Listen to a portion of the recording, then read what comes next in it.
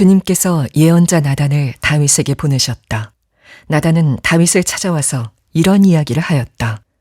어떤 성읍에 두 사람이 살았습니다.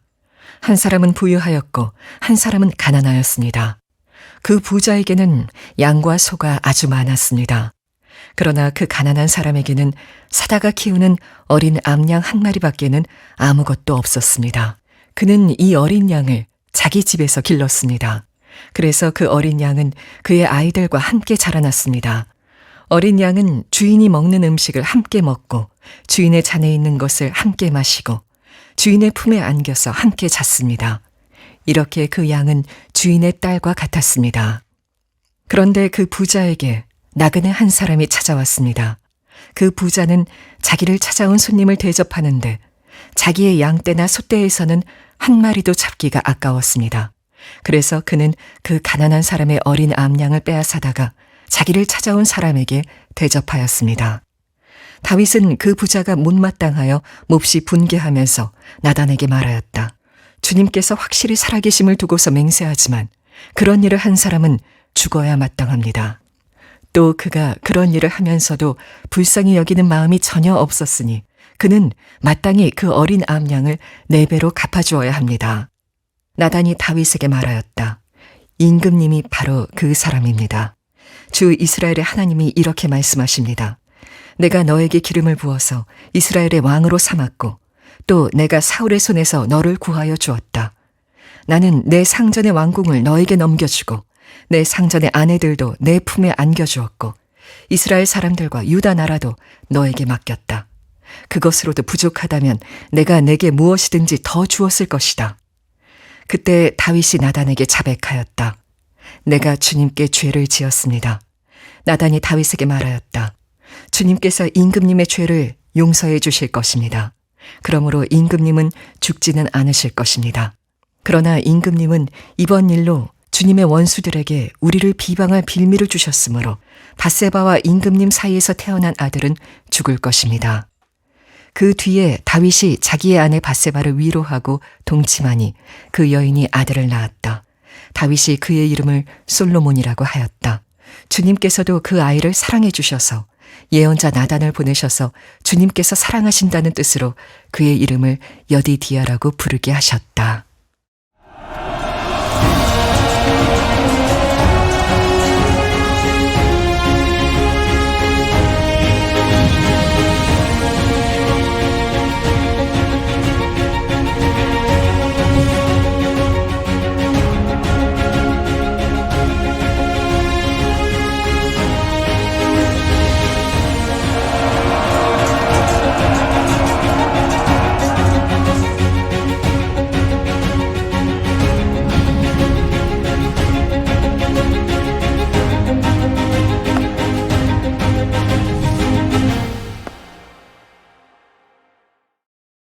네, 사무엘하 시리즈 하나님 나라를 세우는 사람 14번째입니다. 하나님은 당신을 포기하지 않으신다 라는 제목의 말씀을 나누겠습니다. 2000년대 초 미국에 거대 에너지 기업이 하나 있었습니다. 엔론이라고 하는 기업인데 그 기업의 회장 케네스 레이라고 하는 분이 계셨습니다. 이분은 그 아버지 부시 대통령과의 그 친분이 있었기 때문에 거대한 영향력이 있었습니다. 그리고 언론은 그의 아주 혁신적인 리더십을 칭송했죠. 그래서 이 성공 신화의 주인공으로 불린 사람이 케네스 레이입니다. 자, 그런데 그 화려한 성공 신화 이면에 보면 사실은 참 상상할 수 없는 부패와 기만이 숨겨져 있었습니다.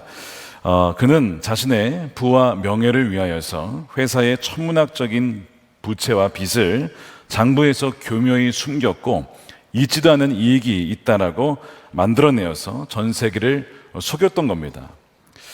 놀랍게도 그의 죄는 수년간 밝혀지지 않았고 그 가운데 그는 올해의 CEO 상까지 받는 그런 사람이 이 케네스 레이였죠.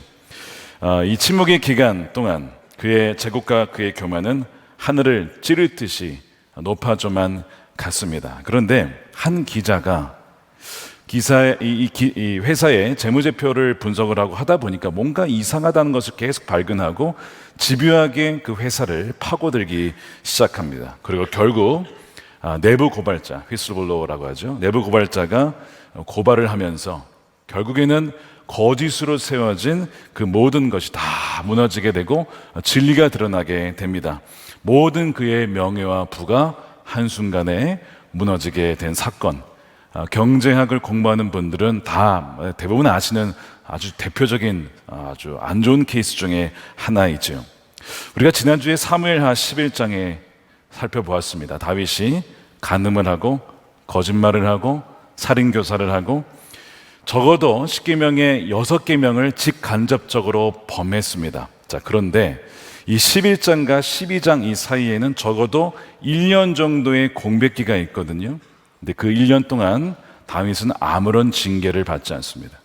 우리가 생각하기에 그 정도 범죄자면 하나님이 치셨을 법도 한데 아무런 일이 없이 다윗은요, 자신의 모든 죄가 다 사라졌고 아무도 모른다, 다 덮어졌다고 생각했고요. 실제로 왕위를 유지했고 여전히 승승장구하며 성공적인 왕으로 불림을 받았습니다. 그런데 그 기간은, 그 1년의 그 기간은 사실은 굉장히 위태로운 침묵의 기간이었습니다. 하나님이 침묵하신다고 해서 그의 죄를 용인한 것은 아닙니다. 우리가 죄를 지어도 아무런 일이 없다고 해서 하나님이 용납하시는 것이 결코 아니라고 하는 거예요. 왜 하나님이 1년 동안 기다리셨을까요?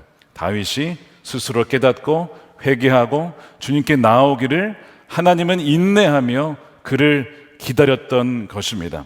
자, 1년 동안 다윗의 내면은 어땠을 거예요? 굉장히 고통스러웠을까요? 여러분, 그렇지 않습니다. 다윗의 양심은 마비가 되었고요. 그의 영적인 그 불감증으로 인하여서 뭐가 문제인지도 모른 채 그렇게 살아갔다는 거예요. 어떻게 그럴 수 있느냐? 여러분, 사람은요, 자기 기만이라고 하는 참 놀라운 능력을 가지고 있습니다. 타인의 죄에 대해서는 흉측한 죄라고 그렇게 이름을 붙이지만 자신의 죄에 대해서는 굉장히 관대하거나 죄가 아니라고 하는 것이죠. 우리가 자주 하는 얘기가 있습니다. 내가 하면 로맨스지만 남이 하면 불륜이라고. 그래서 네 글자로 뭐라고 하죠? 내로남불. 어떤 분이 이것을 사자성어라고 생각하시는 분이 사자성어는 아닙니다, 여러분. 줄임말이죠. 내로남불. 내가 하면 로맨스고 남이 하면 불륜.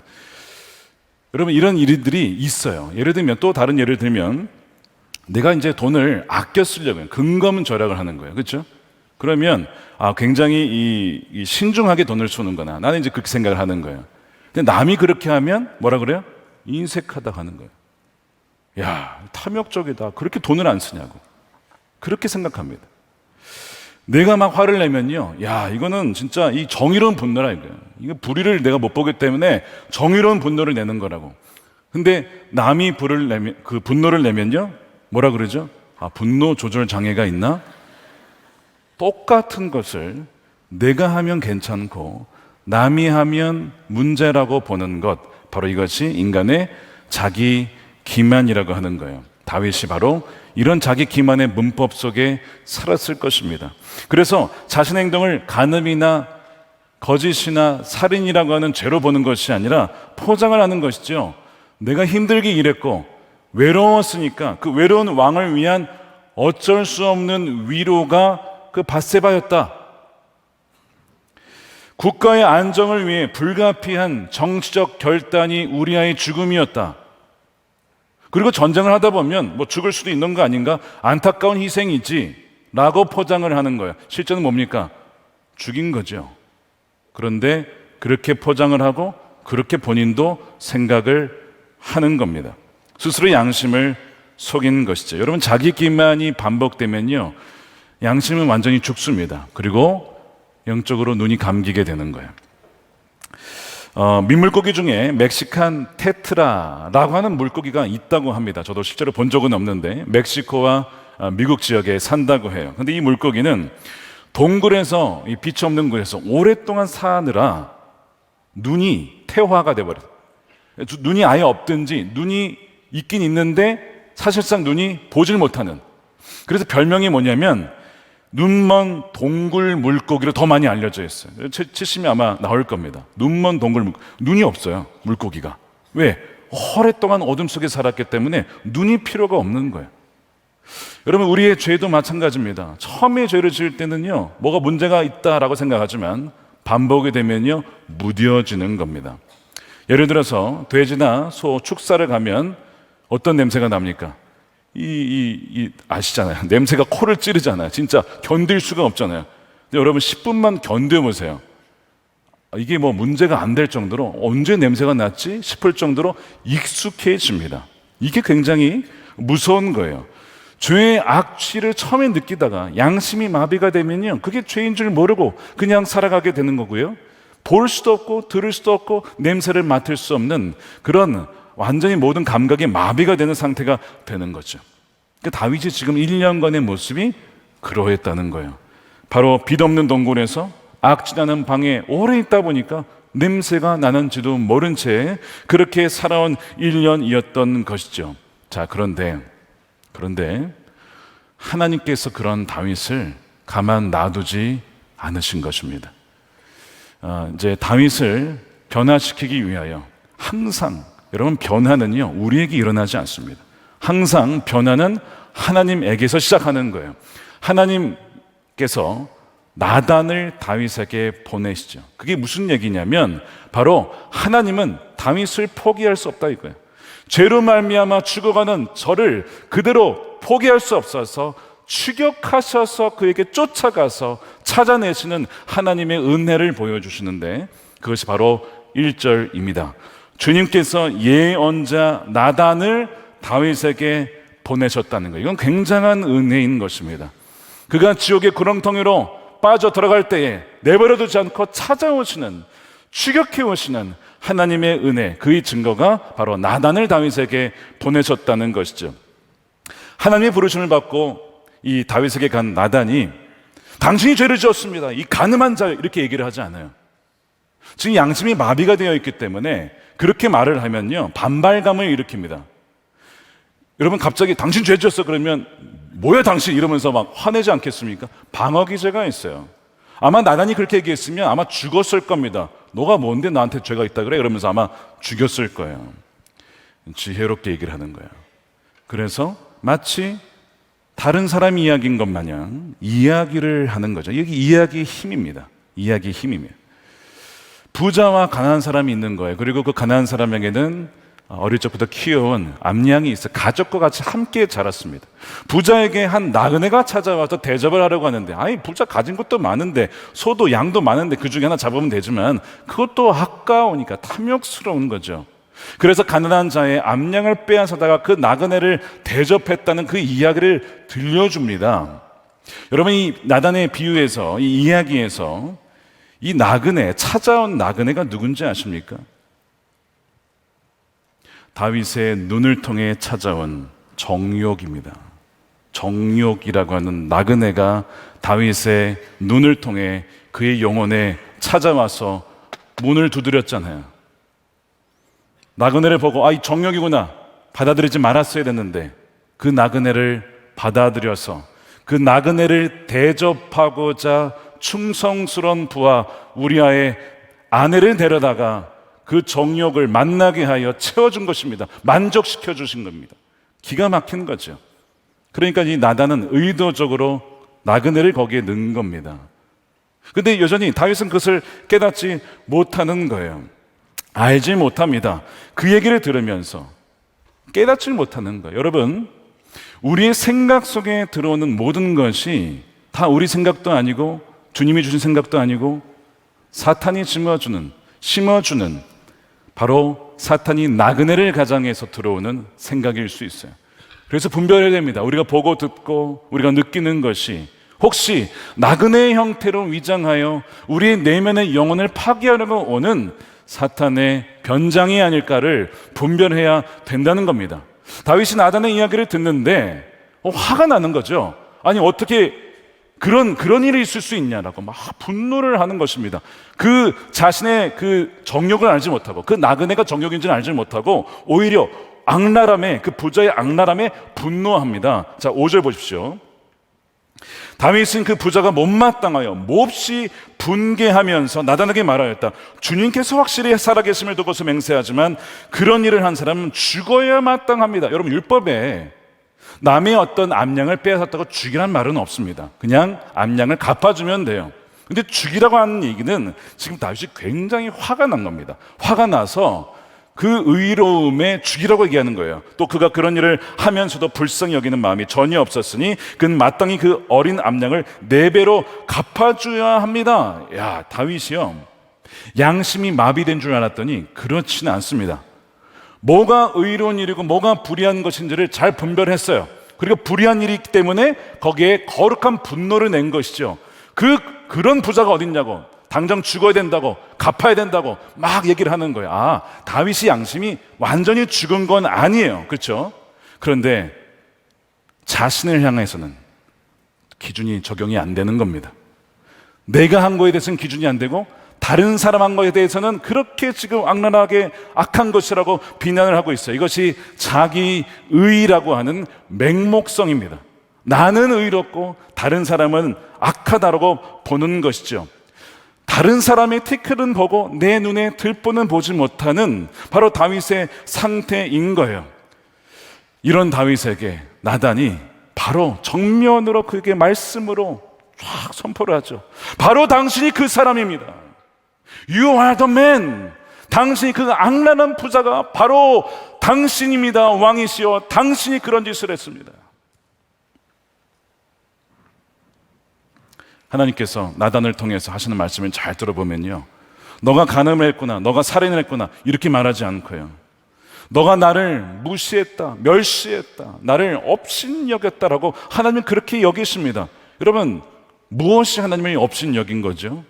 다윗이 하나님의 계명보다 자신의 욕망을 위해 두었고, 하나님이 다윗의 인생에 얼마나 많은 것을 주셨습니까? 많은 것을 베풀어 주셨잖아요.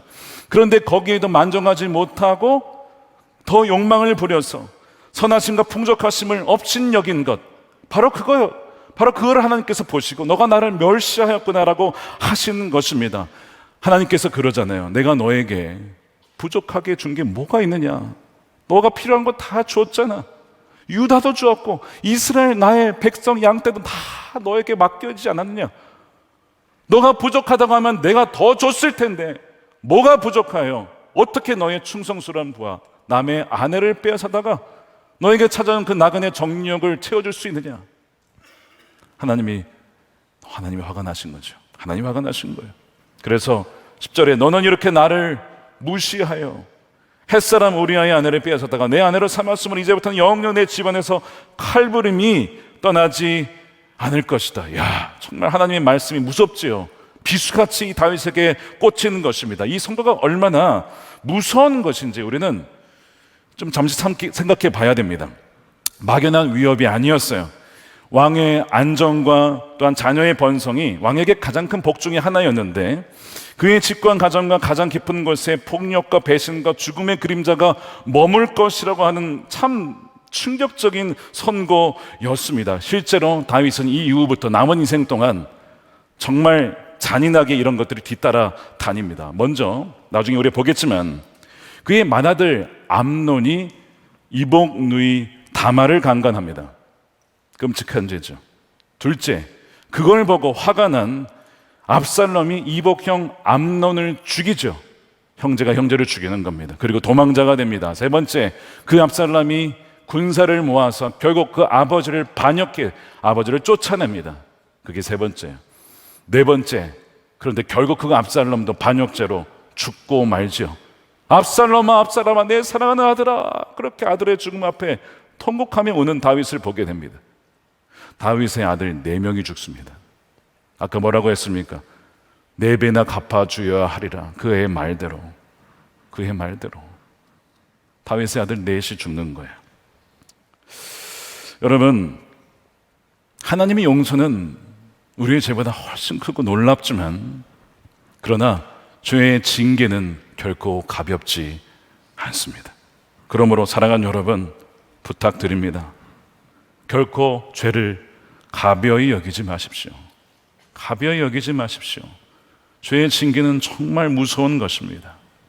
주님께서 우리의 죄를 용서하셔도 그 죄에 대한 대가가 있을 수 있기 때문에 여러분, 죄를 결코 가벼이 여기지 마시기 바랍니다. 죄의 삭은 사망이기 때문에 그렇습니다.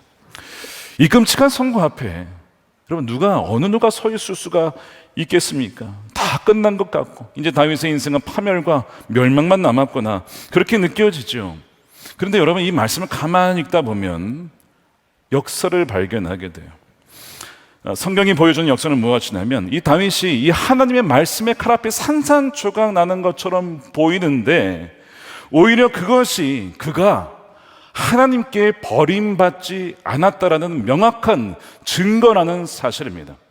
죄를 짓고도 아무런 일이 없는 것이 복이 아니라, 여러분, 죄를 짓고 아무런 일이 없는 것은요, 그건 사생아라는 증거입니다. 버림받았다는 증거예요. 오히려 죄를 짓고 징계를 받는 것이 하나님이 포기하지 않았다라는 명확한 증거입니다. 그러니까 지금 하나님의 징계를 받는 그것이, 하나님께서 나단을 보내셔서 다윗으로 하여금 그 죄를 직면하게 하고, 비록 징계가 있긴 하지만 그렇게 하여 외과 의사의 메스와 같이 그의 심령에, 그의 몸 안에 들어가 있는 그 암덩어리를 수술하는, 괴롭고 고통스럽고 아프지만 그것이 그 사람을 살게 하는 것이에요. 왜? 포기할 수 없으니까.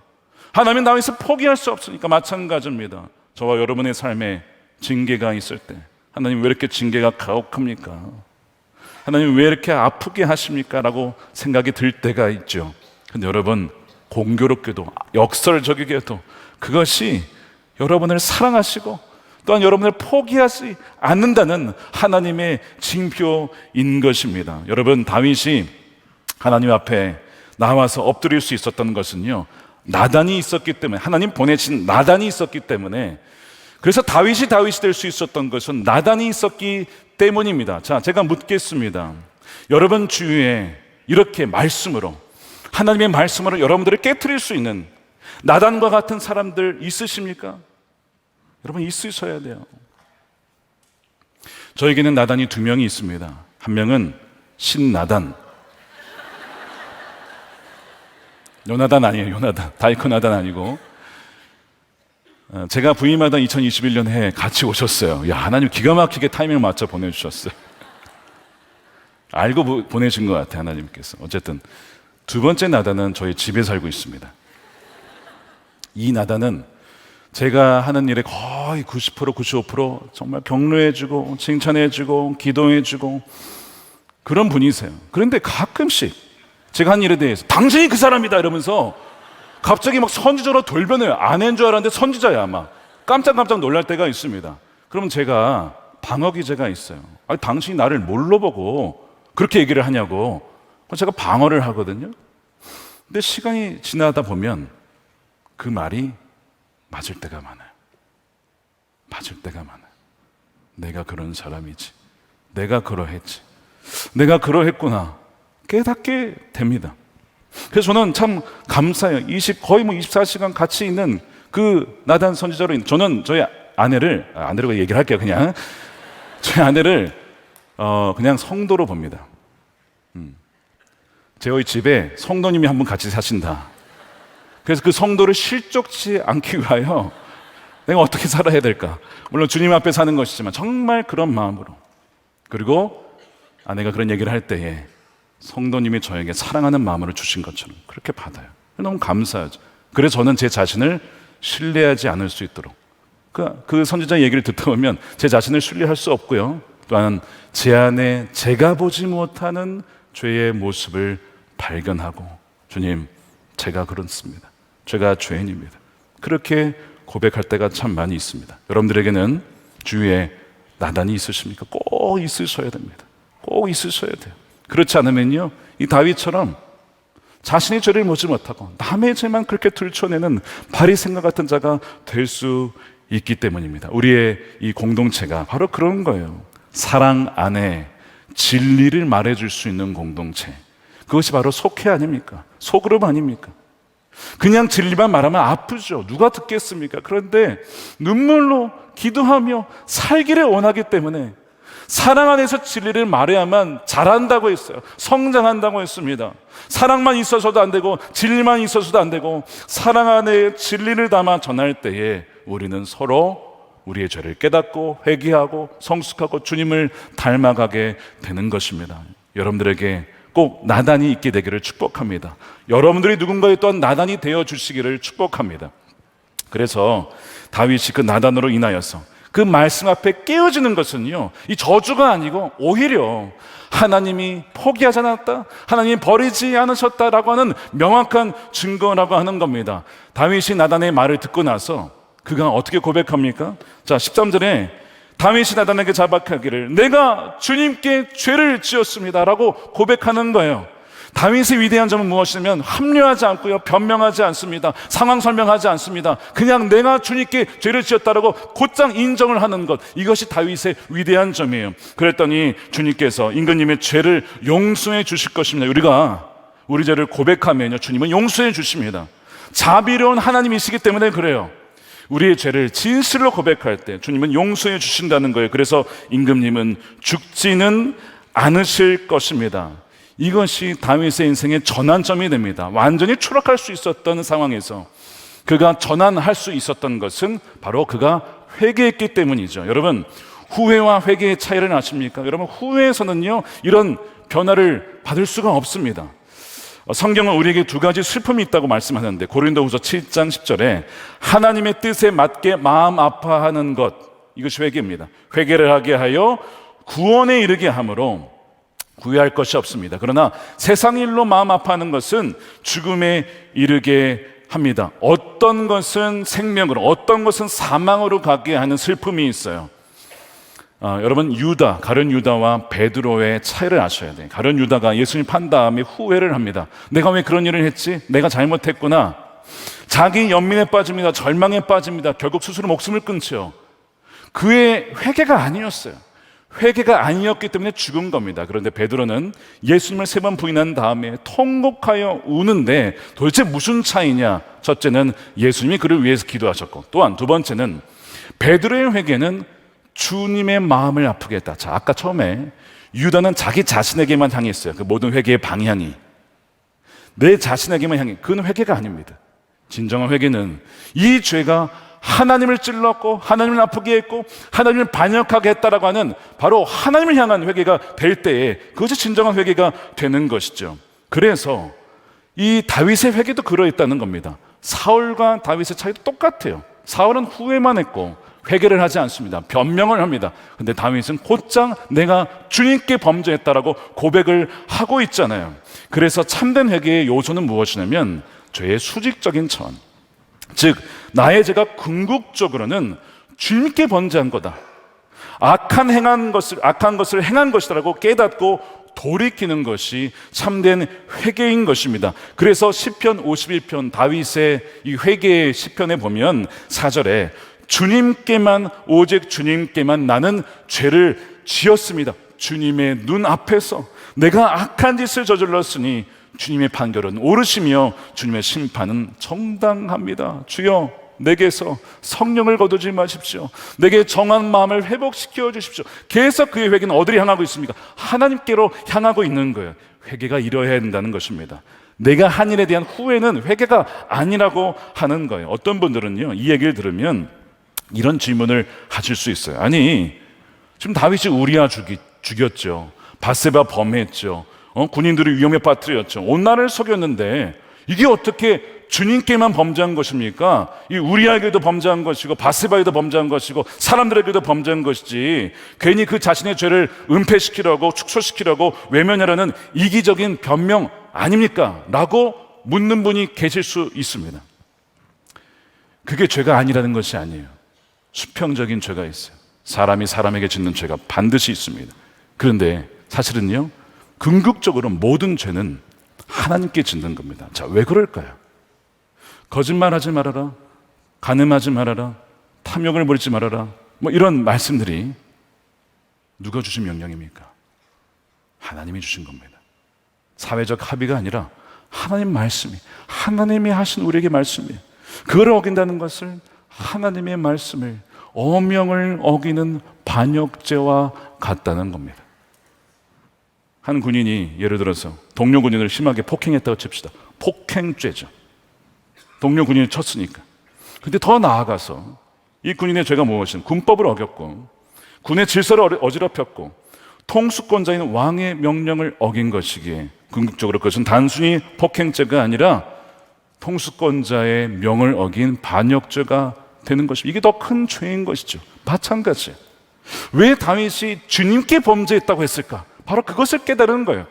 내가 밧세바에 간음한 거, 내가 속인 거, 거짓말한 이 모든 것은 하나님이 주신 명령을 어긴 거에서 근본적으로는 하나님을 향한 반역이었구나 하는 것을 다윗이 깨달은 것입니다. 이것을 깨닫고 회개할 때 그 다음에 내가 피해를 끼친 사람에게 용서를 구하고 그 다음에 피해를 보상을 하고 그 다음에 이어질 수가 있는 것이죠. 참된 회개의 핵심이 바로 여기에 있는 거예요. 나의 죄가 거룩하고 선하신 하나님의 마음을 얼마나 아프게 했는지, 그분의 마음을 찢어나갔는지 그 관계를 회복하기 위해서 통회하며 그 다시는 그 죄에 범하지 않는 돌이키는 것이 참된 회개의 핵심이라고 하는 것이죠. 다윗이 그것을 지금 하고 있는 거예요. 여러분, 진짜 그리스도인의 표지가 있는데 진짜 참된 신자의 표지는 죄를 아예 안 짓는 게 아닙니다. 요한일서에 보십시오. 이런 말씀이 있습니다. 우리가 죄가 없다고 하면 그냥 거짓말하는 것이라고 했습니다. 나는 죄를 하나도 안 짓습니다. 한번 손 들어보세요. 없으실 거예요. 우리 죄가 없다고 하면 거짓말은 위선자. 그러니까 그리스도인은 하나도 죄를 안 짓는다, 그게 아니라 그리스도인들도 유혹을 받고 그리스도인들도 죄에 넘어질 때가 있어요. 인정을 안 하시네. 있어요. 불편하지만 있잖아요. 근데 차이는 어디서 옵니까? 나단을 보내셔서 우리로 하여금 회개케 하시는 그 하나님 부르심에 응답하여 회개하여 돌이키느냐, 그리하여 그 죄에 계속 머물지 않고 돌아서느냐 아니냐, 바로 그것이 참된 신자의 표지인 것입니다. 그래서 요한일서 3장 9절에 하나님께서 난 사람은 누구나 죄를 짓지 않는다라고 했을 때 영어로 No one will continue to sin, 계속해서 지을 수 없다는 거예요. 계속해서 반복해서 지을 수 없다는 것입니다. 왜냐? 하나님의 씨가, 말씀의 씨가, 성령이 그 안에 계시기에 죄를 지으면 어떻습니까? 마음이 불편하거든요. 성령이 근심하거든요. 하나님 마음을 아프게 한다는 걸 알거든요. 그 씨가 있기 때문에 계속해서 죄를 지을 수가 없는 것이죠. They cannot go on sinning. 반복적으로 지을 수가 없다라고. 누가요? 하나님께로부터 난 사람. 여러분들은 죄에 넘어졌을 때 회개하고 주님께 돌이키십니까? 아니면 그냥 죄는 다 짓는 거지 그렇게 넘어가십니까? 여러분, 후자라면 이건 심각한 겁니다. 그렇게 죄를 짓고도 아무런 징계가 없다, 버림받은 것입니다. 그런데 죄를 짓고 나서 회개가 되고 정말 주님 앞에 나와 무릎을 꿇게 되고, 그리고 또한 징계가 있다면 너무 감사하십시오. 하나님이 나를 버리지 않으셨구나, 포기하지 않으셨구나. 바로 그것입니다. 다윗의 위대함은요, 죄를 안 지었다가 아니었어요. 흠이 없었다, 무흠했다, 여러분 그렇지 않아요. 다윗같이 흠 많은 사람이 어디 있냐고요. 아니, 사울보다 더 많은 죄를 지었잖아요. 그런데 진짜 다윗의 위대함은 어디 있느냐? 그가 비록 죄를 지었고 그가 넘어졌지만 거기서 돌이키고 회개함으로 계속해서 거기에 머물러 있지 않았다는 데 있습니다. 그가 넘어졌습니다. 추락했습니다. 그런데 그 추락한 자리에서 주저앉지 않고 돌이켜서 주님께 내가 죄를 지었습니다 라고 회개했다는 점, 이것이 다윗과 사울의 차이인 것이고 이것이 다윗이 위대한 점이에요. 그런데 여러분, 더 위대한 분이 계십니다. 그런 추락한 다윗을 포기하지 않고 찾아오신 하나님이십니다. 그분의 추격하시는 은혜의 하나님, 그분이 더 위대한 분인 줄로 믿으시기를 축복합니다. 하나님은 여러분들을 포기하지 않으시게 추격하는 은혜로 여러분들에게 계속 그 은혜를 부어주셔서 죄를 깨닫게 하고 회개하게 하고 더러운 죄에서 떨어져 나갈 수 있도록 우리를 인도해 주시는 분이십니다. 다윗이 젊은 시절에 시편 23편을 지었어요. 여호와는 나의 목자시니 내게 부족함이 없으리로다. 그가 그렇게 살았다가 부족하다고 하여 그 여인을 뺏고 말았죠. 그 뒤에 고백 중에 이런 고백이 있어요. 6절에 진실로 주님의 선하심과 인자하심이 내가 사는 날 동안 정녕 나를 따르리니. 여러분, 이게 무슨 말인지 아십니까? 주님의 선하심과 인자하심. 인자하심은요, 헤세드잖아요. 포기하지 않는 사랑이잖아요. 근데 그 사랑이 나를 어떻게 한다고? 따라온답니다. 이 따라온다라고 하는 단어가 원어로 라디프거든요. 라디프. 근데 여기에 어떤 의미가 있냐면 추격하다, 쫓다, 심지어 사냥하다, 이런 의미도 있어요. 하나님께서 그의 은혜로 그에게 추격하여. 왜요?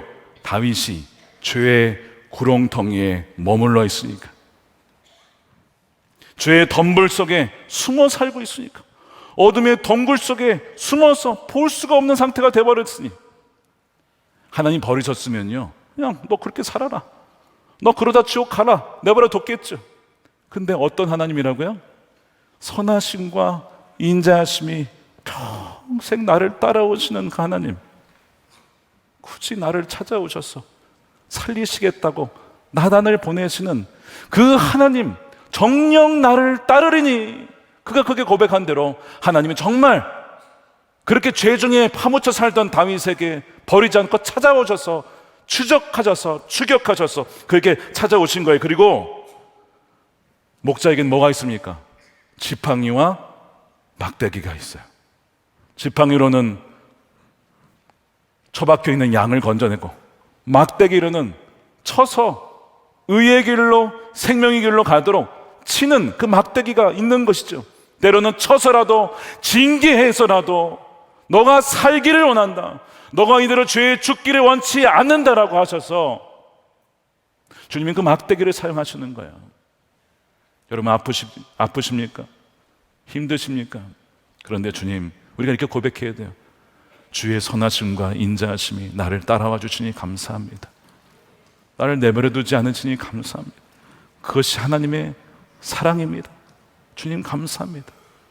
다윗이 그렇게 고백을 하는 거잖아요. 19세기 영국의 시인 프랜시스 톰슨이 천국의 사냥개라는 시를 지었어요. 어떤 사람이 하나님으로부터 막 도망을 치는 거예요.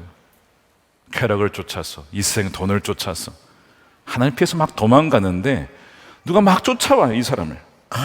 계속 도망가는데 어디를 피하든 그 발소리가 계속 끊이지 않고 계속 추격해 옵니다. 끈질기게 뒤찾아 옵니다. 결국에 그가 모든 것을 잃고 막다른 길에서 붙들리게 돼요. 그리고 한 음성을 듣게 되죠. 처음에는 나를 파멸시키는 추적인 줄 알았는데 알고 보니 그게 아니에요. 정반대였어요. 이런 음성이 들려옵니다. 너의 모든 것을 가져간 것은 바로 나다. 너가 나 외에 다른 곳에서 만족을 찾지 못하게 하려 함이라. 어리석고 눈먼 자여, 내가 그토록 찾아 헤매던 사랑이 바로 나니라. 바로 추격해 오신 분이 하나님이셨어요.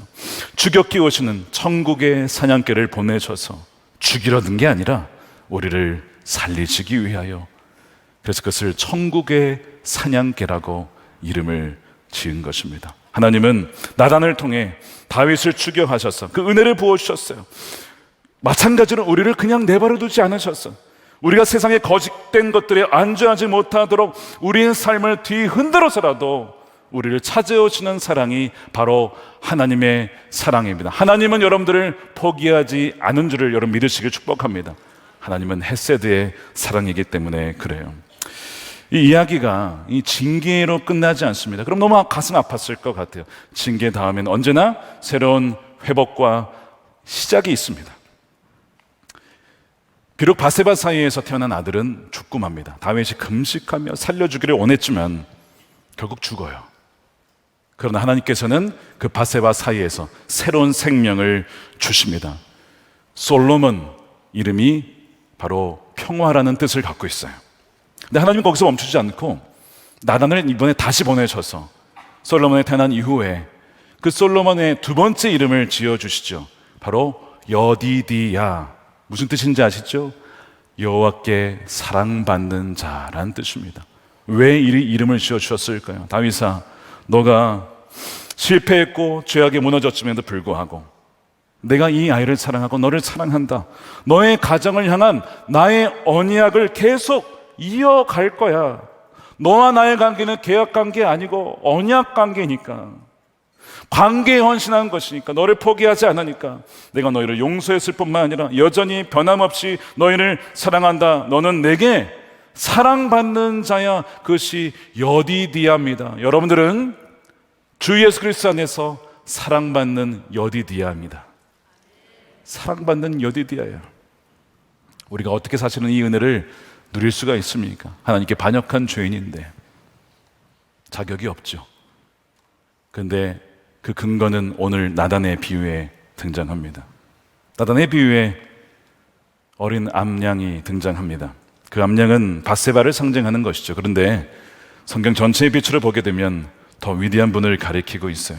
죄와 그 욕망이라는 나그네를 대접하기 위하여 무고하게 우리 대신 죽으신 사랑받는 하나님의 아들 예수 그리스도이십니다. 비록 다윗은 자신의 죄의 대가를 내 아들의 희생을 통해서 받게 되지만 주 예수 그리스도의 안에 있는 자들은 우리가 받을 그 모든 저주와 그 모든 죽음을 누가 받으신 것입니까? 우리 주 예수님께서 받으신 것입니다. 여러분, 이것이 복음이고 이것이 기쁜 소식이에요. 오늘 2부의 예배 때 오늘 처음 예배 나오시고 예수님 안 믿는 분이 오셨어요. 근데 안 믿는 분인데 눈물을 흘리시면서 예수님을 믿고 싶다는 거예요. 제가 그분에게 복음을 설명해 드렸습니다.